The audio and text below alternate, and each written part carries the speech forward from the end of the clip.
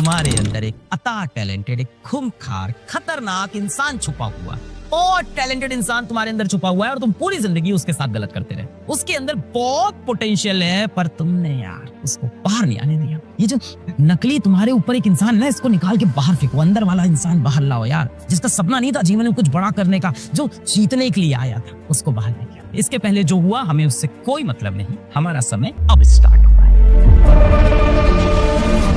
इस वक्त पे कुछ बच्चे ऐसे होंगे जो अभी इंस्टाग्राम खोल के लगातार ऐसे स्क्रॉल कर रहे होंगे, एक के बाद एक रील देख रहे होंगे, और हर एक रील के बाद उनके दिमाग में जो डिप्रेशन है वो बढ़ता जा रहा होगा। हाथ यहाँ से हट नहीं पा रहा होगा रील से, क्योंकि वो अपने आप में ऐसा चुंबकीय बनाया गया है ना। ये सब प्लेटफॉर्म इसीलिए ऐसे बनाए जाते हैं कि वहां से आप हट ना पाओ, जानबूझ के ऐसे डिजाइन किए जाते हैं। और वो वहां फंसा होगा और लगातार खुद को कोस रहा होगा कि काश मैं पढ़ लेता, मैं पढ़ क्यों नहीं रहा हूँ। फिर थोड़ी देर उस दुनिया में खो गया, 15 मिनट तक फिर स्क्रॉल किया, उसी दुनिया में खोया हुआ है। एक हंसी वाला मीम देखा, बहुत मजा आया, फिर कोई एक लड़की वहां पे नाचते आई, उसको देख लिया, फिर देखा कोई लड़के लड़की का कोई अच्छा सा रील है और उसको देखते बड़ा मजा आ रहा है। प्यार मोहब्बत के प्रसंग है जो जीवन में आपको आगे मिलने वाले हैं, वो आपको अभी चाहिए, समय से पहले नहीं मिलनी चाहिए चीजें, आपको वहां मिल रही है, आपको वो सुख मिल रहा है जो अभी आपको नहीं मिलना चाहिए, और आप उस दुनिया में फंस जाते हो। आपको क्या लगता है ये जो लोग हैं, मार्क ज़करबर्ग जैसे लोग हैं, ये इन प्लेटफॉर्म को किस तरीके से बनाते हैं? इसी तरीके से बनाते हैं कि आप जैसा मासूम इंसान वहां पे फंस जाए और वहां से बाहर ना निकल पाए। कहने को तो कहा जाता है कि हम एक कम्युनिटी बना रहे हैं जो लोगों को आपस में कनेक्ट करे, और आप देखो ये रील्स वगैरह इसीलिए बनाए गए हैं। आप बैकएंड पे देखो तो वो सिर्फ आपका डेटा देख रहे हैं कि आप कितना समय वहां पे अपना व्यतीत करते हो और क्यों आप कम समय व्यतीत कर रहे हो। ये इंसान क्यों इस प्लेटफॉर्म को छोड़ के जा रहा है, इसको और रील्स दिखाते हैं, इसको और पोस्ट दिखाते हैं, इसको और इस दुनिया में फंसा लेते हैं, इस नकली दुनिया में इसको हम फंसा के रखते हैं, यहाँ से ये बाहर ना निकल पाए। और आप क्या होते हो, अपनी असली दुनिया भूल के उस नकली दुनिया में फंसे रहते हो। भाई हम सब ने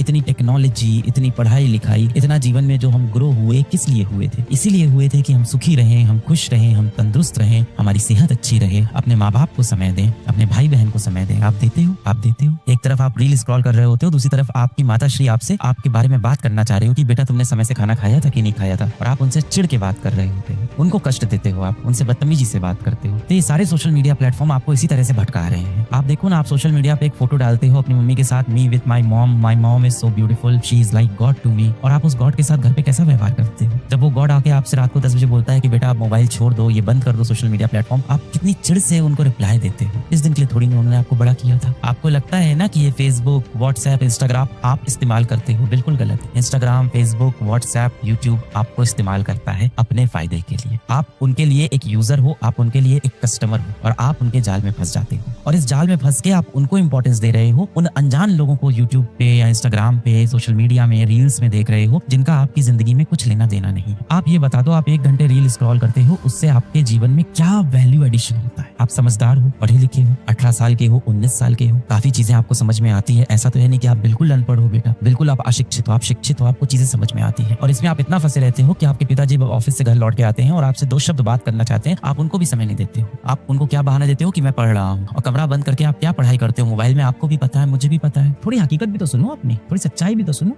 कम बैक करेंगे, भले ही मास्टर थोड़ी गलती हुई है, कम बैक होगा मास्टर, अपना टाइम आएगा मास्टर, ये अपना टाइम है। सर भटक गए थे, दोस्ती यारी थोड़ा मोबाइल का गेम खेल लिए थे। स्ट्रैटेजी बताओ यार, समय मत बर्बाद करो। सुबह के 4 बज रहे, किताब की अभी प्रूफ रीडिंग करवा था, कहीं कुछ गलत तो नहीं छप गया, इसी पे लगा हुआ था। स्ट्रगल जीवन से बेटा खत्म नहीं होना चाहिए। जिस दिन आपका जीवन बहुत स्मूथ चल रहा हो ना, जिस दिन आपकी जीवन की गाड़ी बहुत प्यारी मक्खन की तरह स्मूथ जा रही हो ना, समझ जाना जीवन गलत दिशा में जा रहा है। सब सही करना है ना, हो जाएगा हो जाएगा हो जाएगा। और उससे पहले इस चैप्टर को क्लोज करना पड़ेगा। जीवन में जितनी अभी तक गलतियां की उनको क्लोज करना पड़ेगा। और क्लोज करने का तरीका, ये तो मानते हो ना गलती की है, तो क्लोज करने का तरीका है कि गलती के लिए माफी मांगो। मास्टर किससे माफी मांगे? माँ बाप से माफी मांगे, उनके साथ बहुत गलत किया है। गलत फहमी है तुम्हारी कि तुमने माँ बाप के साथ गलत किया है। तुमने सबसे ज्यादा गलत अपने साथ किया है। तुम्हारे अंदर एक अता टैलेंटेड, एक खूंखार, खतरनाक इंसान छुपा हुआ, और टैलेंटेड इंसान तुम्हारे अंदर छुपा हुआ है, और तुम पूरी जिंदगी उसके साथ गलत करते रहे। उसके अंदर बहुत पोटेंशियल है पर तुमने यार उसको बाहर नहीं आने दिया। से सॉरी टू योरसेल्फ। आज कमेंट में खुद से सॉरी हो, से सॉरी टू योरसेल्फ लिखो आज। आई एम सॉरी, मैंने तेरे साथ बहुत गलत किया। आई एम सॉरी, मैंने तुम्हारे साथ बहुत गलत किया। अगर तुझे अपॉर्चुनिटी मिलती तो तू जीवन में रॉक कर जाती। से सॉरी टू योरसेल्फ। माफी मांगो खुद से, और दिल से मांगो।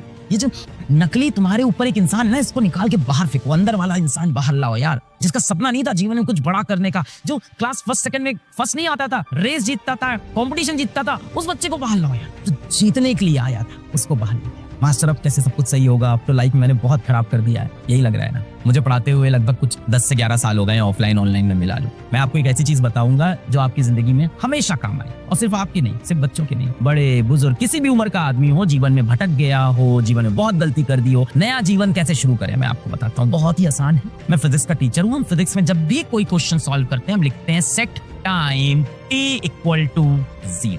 हम फिजिक्स में जब भी कोई सवाल सॉल्व करते हैं हम बोलते हैं कि समय शुरू हुआ, set time t equal to 0। इसके पहले जो हुआ हमें उससे कोई मतलब नहीं, हमारा समय अब स्टार्ट हुआ। तो जीवन में जो भी हुआ उसको क्लोज करते हैं, खुद से माफी मांगेंगे, set time t equal to 0। कहीं ना कहीं इस समय आपके बहुत करीबी दोस्त होंगे जो आपको मैसेज करेंगे, आपसे मिलना चाहेंगे, आपके साथ घूमना चाहेंगे, और आपको उनके मैसेज को बेटा आप अवॉइड करना होगा। आपके बहुत करीबी दोस्त होंगे, आपके चाहने वाले होंगे, कोई लड़का होगा, कोई लड़की होगी, ये प्रैक्टिकल बात है, इस एज में होता है, जिनसे आप बहुत क्लोज होंगे, जिनसे आपने जीने मरने की कस्में खाई होगी, पर आपको उन लोगों से थोड़ी सी दूरी बनानी होगी। मैं ये नहीं कह रहा हूँ आप उनसे कट जाओ, उनको छोड़ दो, उनसे थोड़ी सी दूरी बनानी होगी। श्री कृष्ण ने इस बारे में बताया है भगवत गीता के अंदर कि एक लोभी मनुष्य जो होता है जब वो नदी में होता है तो वो नदी के अंदर सोने की गठरी को बहुत कस के अपने आप में पकड़ा रहता है, और वही सोने की गठरी उसके डूबने का कारण बन जाती है। तो सही समय पे उस सोने की गठरी को समुद्र के पार जाके रख दो, बाद में आके इसको वापस उठा लेंगे। तो मैं ये बिल्कुल नहीं कह रहा हूँ कि अपने दोस्तों को छोड़ दो, और आप भी ये डरना बंद कर दो कि आपके दोस्त ने आपको मैसेज किया, आपने रिप्लाई नहीं किया, आपके दोस्त ने शाम को मिलने बुलाया तो कैसे मैं मना कर दूं, वो बुरा मान जाएगा, मैं दोस्तों से बाहर हो जाऊंगा, लोग मुझसे मिलना बंद कर देंगे। अरे ये स्कूल के दोस्त हैं यार, पूरी तरह से बेशरम होते हैं, इनको कोई फर्क नहीं पड़ता, कितनी बार भी कॉल ना उठाओ, इनको मैसेज का रिप्लाई नहीं करो, इनको समझ में आ जाएगा तुम काम कर रहे हो या कोई नई लड़की मिल गई है तुमको, तुम उसके साथ लग गए हो। तो ये अंडरस्टैंडिंग होते हैं, इनकी टेंशन मत लो। ये स्कूल के दोस्त हैं यार तुम्हारे साथ, जिसने तुमको अपने मैगी वाला टिफिन खिलाया है ना, बर्थडे में टॉफी बांटते वक्त जिसने तुम्हें सेलेक्ट किया था ना, जो पनिशमेंट तुम्हारे साथ बाहर खड़ा हुआ है ना, वैसी छोटी मोटी 3-4 महीने के आपके थोड़ा सा कटने से आपसे दूर नहीं जाएगा। ये दोस्ती,